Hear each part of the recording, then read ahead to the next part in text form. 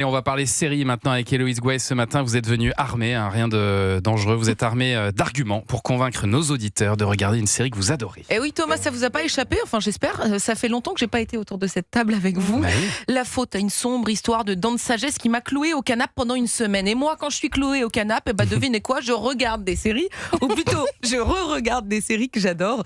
Et parmi elles, un trésor que je pourrais revoir encore 10 fois, la chronique des Bridgerton, pépite littéraire adaptée par la papesse des séries américaines, Shonda Rhimes, qui est déjà à l'origine de Grey's Anatomy ou de Murder. Ouais. Et parce que mes chroniques n'arrivent jamais par hasard, Thomas, bim, on tombe pile dans l'actu, puisque la première partie de la saison 4 de Bridgerton arrive demain sur Netflix. Magnifique. Et alors, la première bonne raison de regarder la chronique de Bridgerton pour vous, c'est le mélange improbable des genres.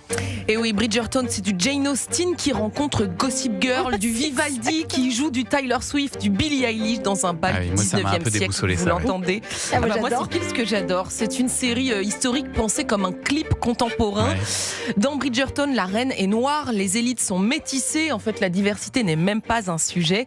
On est pourtant dans le Londres du 19e siècle, au cœur de la haute société. On suit la famille des Bridgerton. Chaque saison raconte une histoire d'amour différente, avec des bals somptueux, des robes spectaculaires, des secrets bien gardés. Le tout raconté par une narratrice redoutable, la reine des ragots. Elle dit tout haut ce que tout le monde pense tout bas. Je m'appelle Lady Whistledown. Vous ne me connaissez pas et rassurez-vous, vous ne me connaîtrez jamais. Mais tenez-le-vous pour dit, amis lecteurs, moi, je vous connais.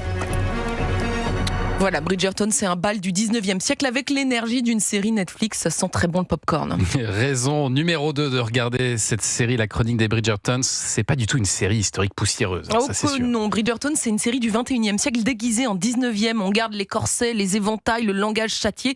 Mais sous les robes empires, on parle de sujets très contemporains comme le désir féminin, le consentement, la pression sociale.